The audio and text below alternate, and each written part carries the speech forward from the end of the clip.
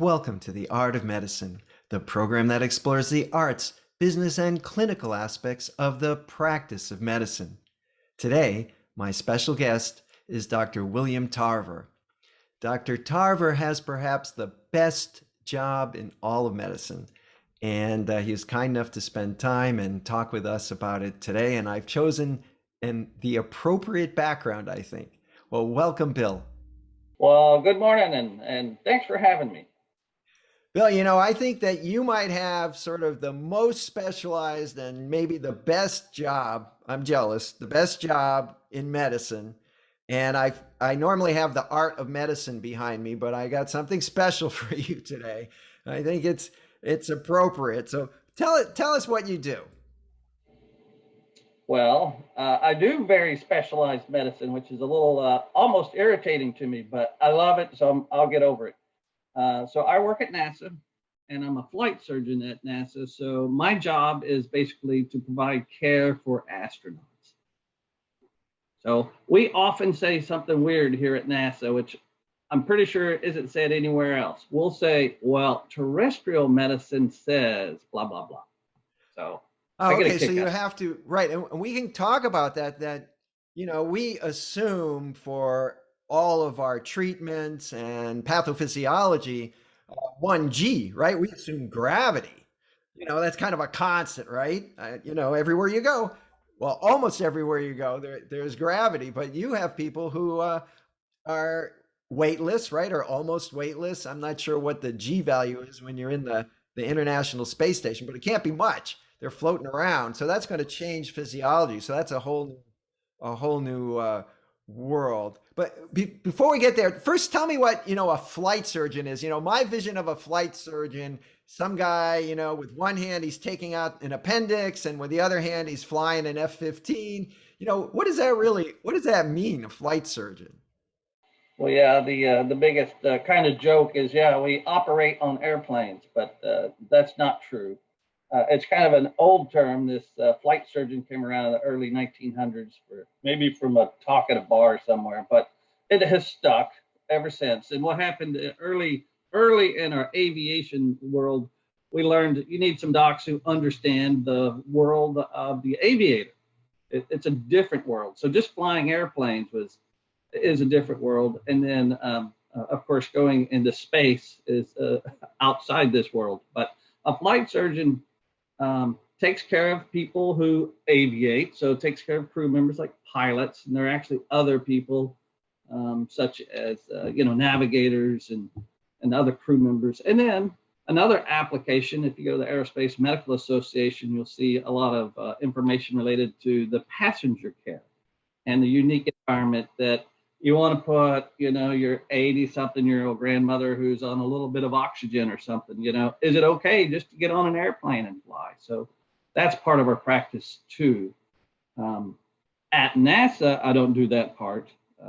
We also have the unique work of very few individuals that actually go into space, and it is gravity is nullified while they're on the space station. So orbiting the planet really is the layman way of looking at it is falling at the planet, but just missing all the time. So they orbit the planet, gravity's nullified, and that's why they have zero G, zero gravity force applied to them the whole time they're on the space station. So, my vision of an astronaut is a man or a woman who's perfectly physically fit, pretty bright, athletic. So I wouldn't imagine that they have the usual kind of run of the mill health problems that we'd see in daily practice. Is that still true? So yeah, that kind of gets into what aerospace medicine is. Space medicine really is a preventive medicine specialty. So it is um, finding healthy individuals and keeping them healthy. It's the opposite of what I learned in medical school. In medical school, I learned to wait till they got sick and they'd come to see me. So what we do is we push out into their environment, and we're attempting to understand what's going on in their lives and keep them healthy. So prevent those illnesses that happen to humans. So we do a pretty good job of that because some of the things that happen to us, as we know, is due to the environmental exposures that we have. And the food we eat is an environmental exposure. Some of the, and whether you exercise or not, we'll call that an environmental exposure. But it's things you can more or less adjust in your life that affect your health and outcomes, right? Of course, there's genetics, and we don't affect the genetics so much at this point. We're not doing, that's one thing we don't do. We don't do genetic testing on individuals and make decisions at this point. So our job is to be preventionist, which means you have to select environments that keep them healthy. We select the healthy of the healthiest, and we take them to space. Things still happen to humans, and astronauts, believe it or not, are humans. So things still happen. Blood pressure things can happen. Cholesterol can be a problem. That sort of stuff. But one of the things I've learned, and I've been at NASA 15 plus years, one of the things I've learned is when we're talking about someone who's not doing what we well, let's say they're not doing well in our flight surgeon, NASA flight surgeon mind, that means they're not pathologic like the rest of the doctors think. That means some numbers don't look quite right to us, and we want to improve the numbers, but there's not disease. These are not people that are on a Framingham scale, that are 5 or 10 or 20, they're out there. We're talking about 1.2, and actually the Framingham scale is way too gross for us. We have our own index to measure cardiovascular risk in astronauts. It's called AstroCharm. That was part of research that was done, and it has led us to use a different risk score, because while the average risk is, way out there and expanded, and the pathology is way over here on this one side, for us, we're very fine-tuned to the healthy world, and we don't like that gauge or that fine-tuning to slide off towards pathology. So we're pathologically healthy. My vision of the astronaut, I think from the old movies, is these guys are, in Cape Canaveral. In those days, they're jogging on the beach at 6 a.m. I mean, in those days, many of them were military, like yourself. They're used to getting up early and exercising. You're already in the 90 plus percentile, right? They're eating right. I don't know. They used to drink too much. I don't know if they can get away with that anymore.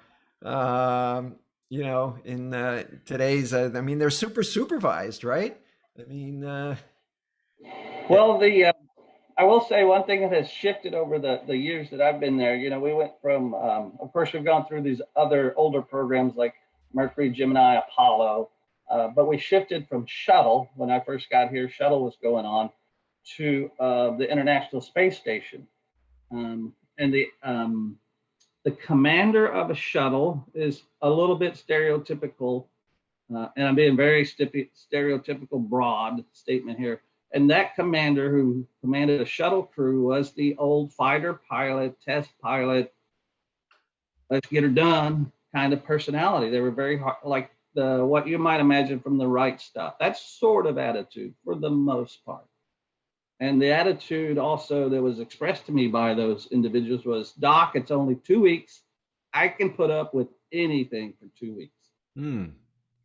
When we shifted to the International Space Station, we shifted personalities. We went from the sprinter, tough person mentality to the explorer, to the individual who's patient and will find a way and who will make it happen. So they're dogged, but they're not rabid, hardcore test pilot kind of at it. They're the explorers. So the ISS individual's mental state to succeed is different than the shuttles, because 2 weeks versus average 6 months, big difference, and it takes a different personality. So actually, a big part of the program at NASA is finding the people that are not only physically fit, not only intelligent above the average intelligent person, but they can actually get along with the other people. How many very brilliant doctors have you met and I've met, and they just don't get along, right? But they're brilliant. Well, that person wouldn't make it on the space station. It's Right, it's that someone. does the time duration changes everything. Like you said, 2 weeks you can do it, but 6 months, that's a whole other ball game. You know, when you're going on a trip, you're going to Europe for 2 weeks or Southeast Asia. It's okay. I forgot something. It's okay. I'll get it when I get back. But you know, you can't forget your meds if you go away for 6 months. It's, Yeah, that's a different that's true. story. And actually, the next challenge is while that's 6 months, it's actually low Earth orbit. We can reach low Earth orbit with another rocket or another supply, and we do that all the time. We send supplies. When we're mentally now trying to focus on Mars, we've got the moon in between. So the ultimate goal right now, the hard part is trying to go to Mars, and you've got to pack everything with you the first time. And then at some point, there's no turning around. So whatever we've committed to, you're committed 100%. So that's a totally different challenge. Like, how many band-aids do you put on that vehicle? And by the way, medicine is a whole different deal. I mean, pharmaceutical. So when you get a pill from the pharmacist, you know, for your blood pressure, let's say, on the label it says this is good for 1 year, because that's a good pharmaceutical practice. When they repackage what comes from the manufacturer, they will say it's good for 1 year. If our trip is 3 years long and we repackage everything to minimize the volume, you know, that medicine, our pharmacists say it's good for 1 year. So how do we even get medicine to go to Mars and come back and still be good? So that's a big challenge also. Give me an idea of, it sounds like there's some psychiatric kind of health arm of what you do. How many people are there like you at NASA? Are you the only physician that takes care of the astronauts, or is there a much larger team? How does that work? There's a team, so we're broken up into different divisions, and ours is a human health and performance division. Division, directorate division. So we're human health and performance, and then in human health and performance, there's a large human research portion, because we got to get every bit of juice out of this lemon, so to speak, that we can. And then there's the clinical side, the researchers. We call it SD. I'm not sure why, but those are our initials. So within SD, we have physicians, we have civil servants and contractors, but overall, there's a bunch. There's like 30 maybe positions between contract and civil servants. And then there's another support group we call our biomedical engineers, who are very important to our success. Is they're paying attention to maybe not exactly the human physiology detail, but you know what? You have to get the equipment from point A to point B to support all this. And then we have a bunch of rules, and doctors may not be the best rule followers. So they remind us the rules and all that sort of stuff. So it's very much teamwork. And those are the two big groups. And there are, I'm going to estimate, about 30 doctors in the mix. And right now, we're supporting more vehicles than we ever have. Right now, we have, maybe you all know, but we launch actually out of Russia until recently. So we've been launching on Russian rockets for almost 10 years, and then SpaceX came along.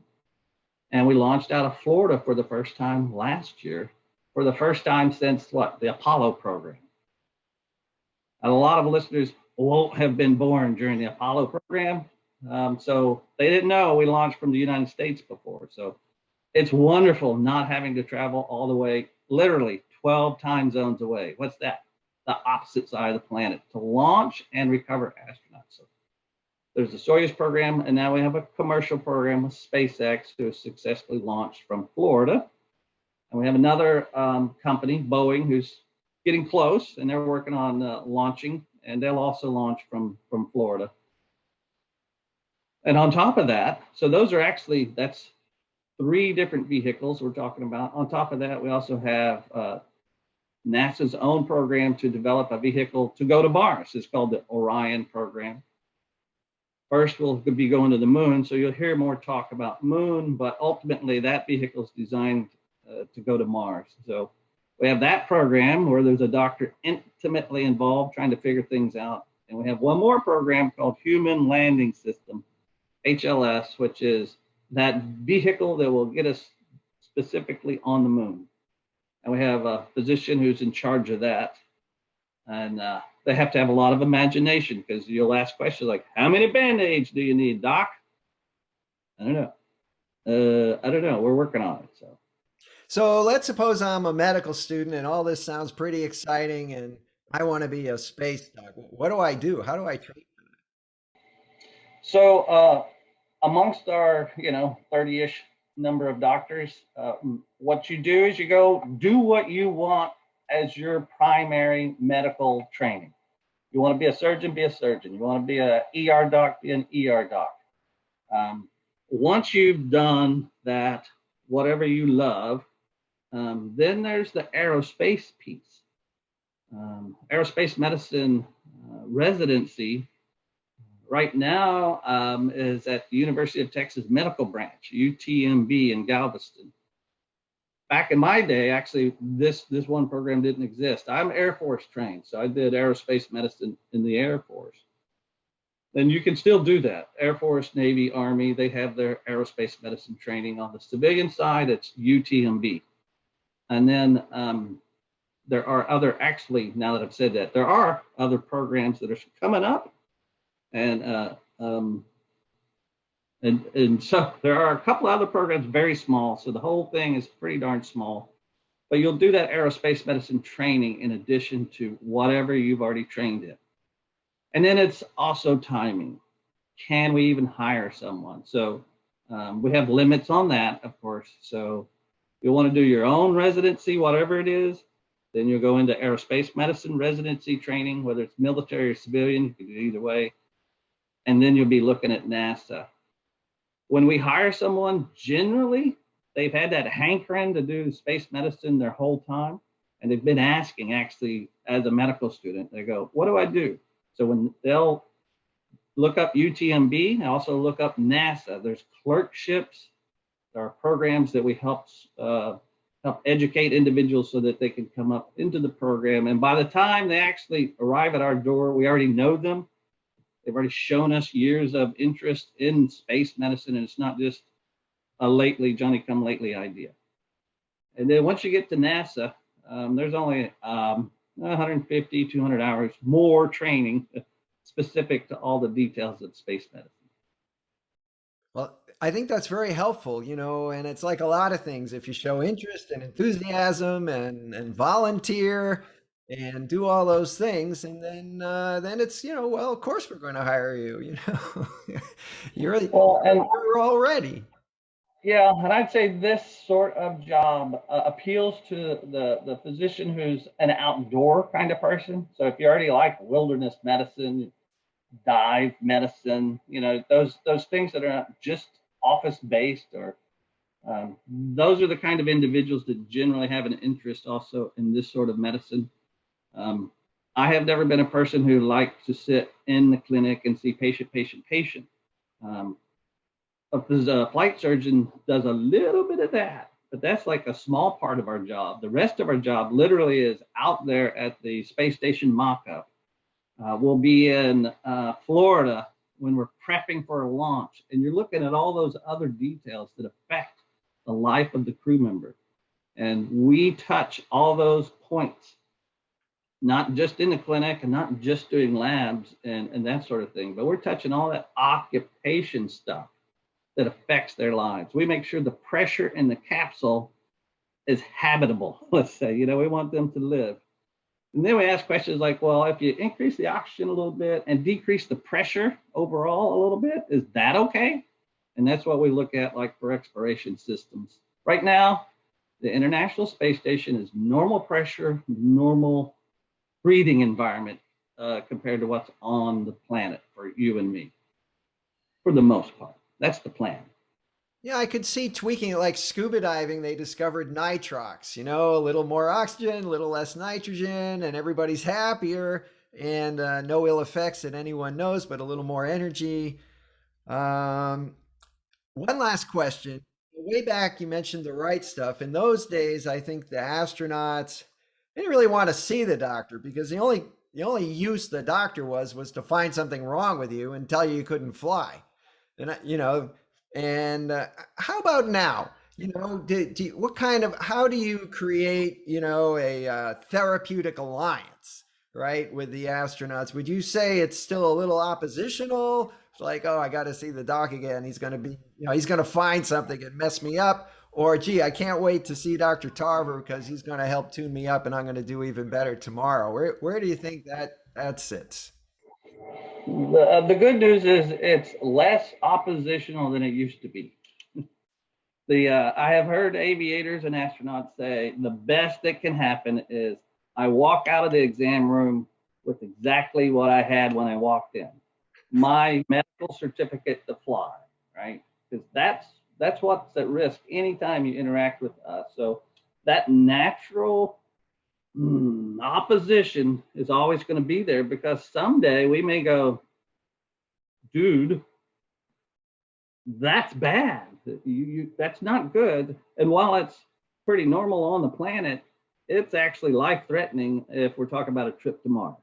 So I've got to say no to that. If you ask me, I'm going to say no. But the relationship is much better than it used to be.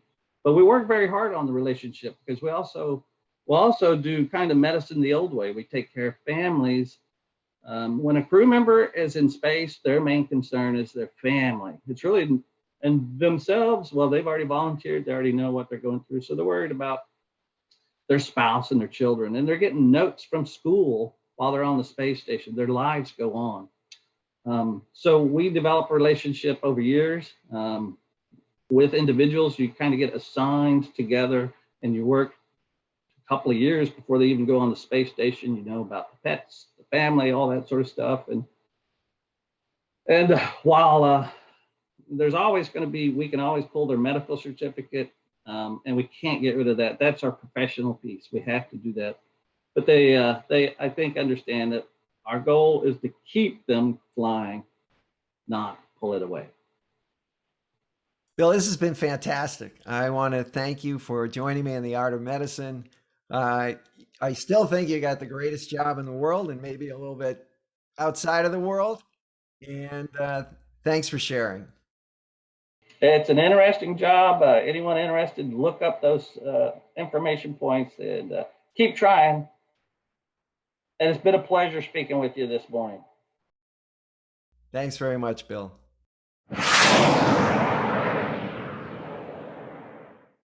This program is hosted, edited, and produced by Andrew Wilner, MD, FACP, FAAN. Guests receive no financial compensation for their appearance on The Art of Medicine. Andrew Wilner, MD, is Associate Professor of Neurology at the University of Tennessee Health Science Center, Memphis, Tennessee. Views, thoughts, and opinions expressed on this program belong solely to Dr. Wilner and his guests and not necessarily to their employers, organizations, or other group or individual. While this program intends to be informative, it is meant for entertainment purposes only. The Art of Medicine does not offer professional financial, legal, or medical advice. Dr. Wilner and his guests assume no responsibility or liability for any damages, financial or otherwise, that arise in connection with consuming this program's content. Thanks for watching.